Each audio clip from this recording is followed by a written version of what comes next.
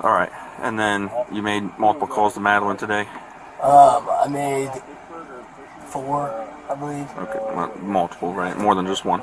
Okay. And did you talk to Madeline? I did talk to her. I had previously talked to her as well. She called me multiple times on Saturday and Sunday. She's called me multiple times before then. A routine call in Greene County quickly unravels into a complex case of harassment, manipulation, and the stark realities of a protection order. For one deputy, what begins as a standard report from a fearful woman will culminate in an arrest exposing the often blurry lines between victim and enabler. The crucial question is not just whether a law was broken, but how a court order meant to be a shield became so complicated. The deputy's interview with the victim, Madeline, immediately highlights the psychological friction of her situation. Her admission that she has been in contact with the suspect despite having a restraining order against him presents a classic dilemma for law enforcement. What's crucial to note is the officer's professional yet firm tone advising her, if you think it's him, don't answer. This establishes the legal foundation her choice to engage doesn't nullify his obligation to stay away. My manager answered it and He called what phone? My phone. Your phone while you were at work? Yes. Okay. Off of fake numbers. Okay. And then so I told my manager about it because he was blowing my phone up while I was trying to work, and she took my phone and answered it when he called and introduced herself as my boss and told him that he can no longer contact me and that my phone's going to stay in her office the rest of the day so I can do my job. Madeline's account of the day's events reveals a significant escalation. The suspect's behavior using fake numbers to call over 5 times and then lying to her workplace about a medical emergency involving a self-inflicted gunshot wound is a textbook example of obsessive and manipulative control. It's plausible that this drastic action was triggered by his loss of control when her manager intervened, a common pattern in harassment cases. Okay. And he called the office phone? He called my work, yeah. He called your work, the phone at work though, right? Okay. And they had answered? How many times did he call? I'm not sure how many times he called there. Okay. He's called me about 20 times in the past hour. Okay. I can probably... From his phone number? Random, it's text now, callers or whatever. and like no caller ID. But I switched my phone number today.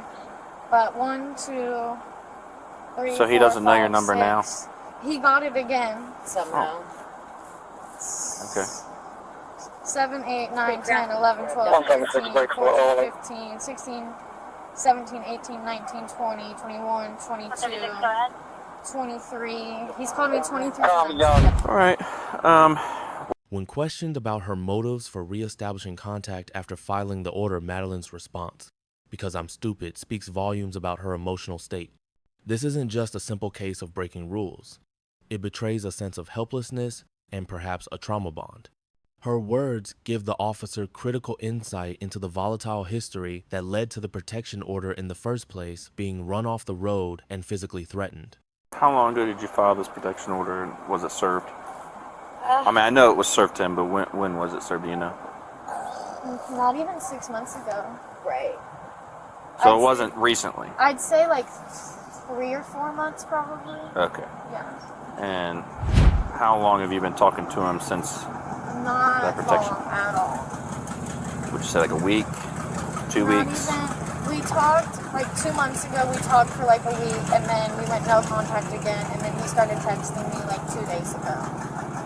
And did you guys try to reconcile the relationship or something? Was that the reason for talking with him? No, I don't know. I don't know. He probably wanted to, but I've told him 100 million times, like no. So he started violating the protection order a couple days ago. Okay. Yep. All right. And he's an idiot. Who knows what he'll do? Like, he scares me. Like, what kind of stupid are you? Yeah, before we had the restraining order or anything, he's trespassed from my dad's house, too.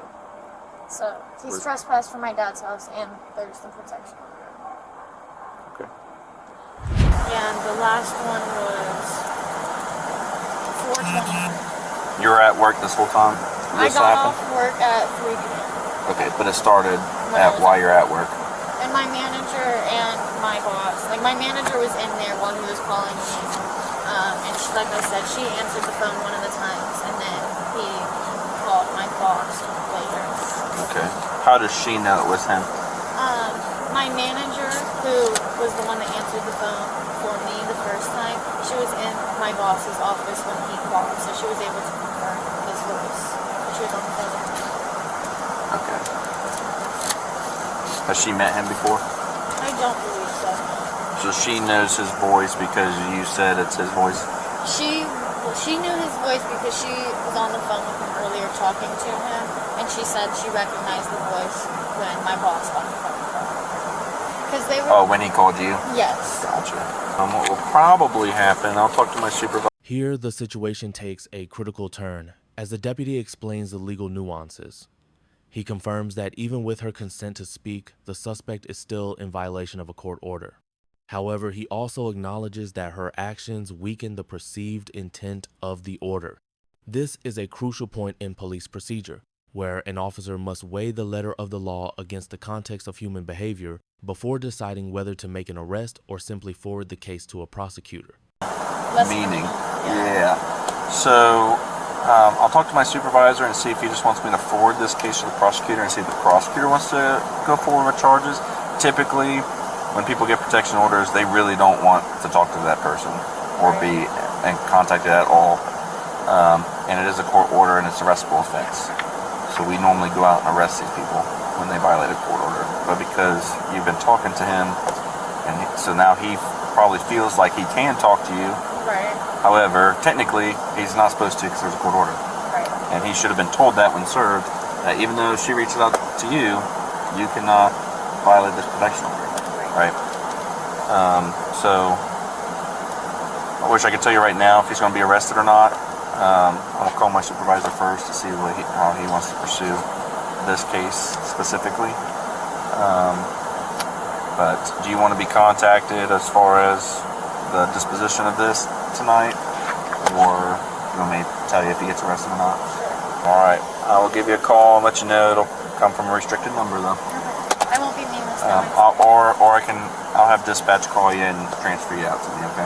That way you know it's me. Don't answer any more no caller ID calls.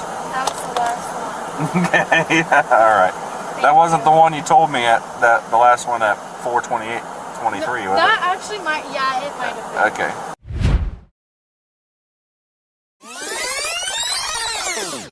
Jacob, Hello. come with me. I'm gonna go right over here to my patrol car, okay? All right, my man. The scene shifts to the encounter with the suspect, Jacob. The deputy's commands are calm, concise, and authoritative. Turn around, put your hands right back. There is no aggression, only procedural execution. This controlled approach is designed to de-escalate a potentially tense situation, ensuring officer safety while securing the suspect. Jacob's immediate compliance suggests he may not fully grasp the legal jeopardy he is in. How's that? Good? All right, my man. Have a seat. All right. The reading of the Miranda rights is a pivotal moment, transforming the encounter from a detention into a formal custodial interrogation. By clearly stating you are under arrest because I have probable cause to believe you violated a protection order, the deputy leaves no room for ambiguity. This action legally empowers the subsequent questioning and ensures any statements made by the suspect can be used in court. Any time to exercise these rights and not answer any questions or make any statements. Do you understand? Yes. Okay. So, I talked to Madeline today. Yes, ma'am. Okay. Yes, sir. And there were several calls from a restricted number. And when she answered, she could recognize that it was your voice. Uh-huh. All right. You also called her work today. Is that correct? My man Jacob, listen to me. I already know the answer to all these questions. I'm just Okay, yeah. seeing. No, I know. Seeing your level of cooperation with the investigation. Okay. I'm just trying to wrap my head around the situation. During the interrogation in the patrol car, Jacob attempts to shift blame, claiming Madeline initiated contact with him. The deputy skillfully cuts through this by focusing on the suspect's own admitted actions, calling her workplace and fabricating an emergency. Jacob's eventual admission, "Yes, I did," is the confession the deputy needs. This confession, combined with the evidence from the victim and her workplace, solidifies the case against him. Yeah. Okay. All right. And then you made multiple calls to Madeline today? I made 4, I believe. Okay. Well, multiple, right? More than just one. Okay. And did you talk to Madeline? I did talk to her. I had previously talked to her as well. She called me multiple times on Saturday and Sunday. She's called me multiple times before then. But yeah, I've talked to her. I talked to her today, but I talked to her for a limited amount of time. And I told her that I cannot keep in contact with you. Okay. Did you call her mom too? I didn't call her mom, but her mom has no protection. I understand that. What did you say to her mom? I didn't really get the chance to talk to her, actually. I didn't really say anything to her. Okay. All right. My man. Well, you know you have a court order, right? You were served with that court order. Yes, sir. How long ago were you served? What's the month? What's this month? October? I believe in May? Okay. It's been a little while. April, May? Do you know when that protection order expires? I actually do not. Usually a whole year. Well, when we were in court, she said, I remember her saying, I need no contact for 6 months. That's what I remember her saying. I don't remember if it was a year. I don't remember if it was 6 months. I don't remember. Really, realistically, I really don't. Alright. In the system, it still shows you do have an active protection order, okay? After laying out the charge, a first-degree misdemeanor, the suspect's demeanor changes from deflection to fear. His question is, jail like prison reveals a profound naivety about the consequences of his actions. He was focused on controlling his ex-girlfriend, not the legal reality of violating a court mandate. This final exchange demonstrates that his obsessive behavior has led him to a fate he was utterly unprepared for. Ever been to the Greene County Jail before? No. It's not nice. It's not a nice place. The bad people. Well, yeah, that's jail. No, I mean, like, I'm not trying to get raped. I mean, the jail staff is there to protect you, so I wouldn't worry too much about that. I don't take many sexual assault cases from the jail. If I'm being completely honest with you, I do take assault cases from the jail. That's about it, though. Okay. Lean back for me. Put your seatbelt on. Let me push my guns. I'm sorry. All right. Cool. We'll get out of here shortly. Okay. Yeah.